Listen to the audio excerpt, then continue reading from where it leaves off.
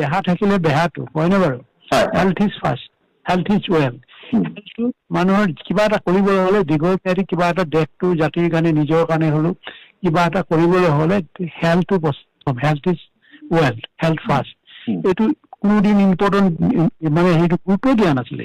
গুৰুত্ব নিদিয়াৰ কাৰণে আজি এই যে পৰিণতিটো ঘটিলে এইটো এটা প্ৰধান কাৰণ। এইটো এটা মানুহে যিয়ে নকৰক লাগে যেনেকৈ মেডিকেল চায়েন্সে কৰিছে, কিয় নকৰিছে, এটা উশৃংখল জীৱন এইটো আমাৰ কাৰো কাম্য নাছিলে। আৰু বিভিন্ন সমৰ্থকসকলেও যিসকলক ঘোৰ অন্ধ সমৰ্থকসকলেও এইটো কামনা কৰা নাছিলে না আছিলে মই নাজানো, কিন্তু আমি কামনা কৰা নাছিলো। আৰু সেইকাৰণে আমি সময়ে সময়ে তাত বিভিন্ন সুৰত কথাবিলাকো কওঁ। জুবিন আমাৰ যিসকল সমৰ্থক আছে অন্ধ ভক্ত এইসকলে কৈছিলে নে জুবিনক? মইতো নুশুনিলো, এদিনো শুনা নাই। তই নেখাবি তাৰ লগতেতো বিভিন্ন ধৰণৰ কথাবিলাক কৈ জুবিনক আৰু হিতাপ কৰাই দিছে, আৰু উৎসাহিত কৰিছে।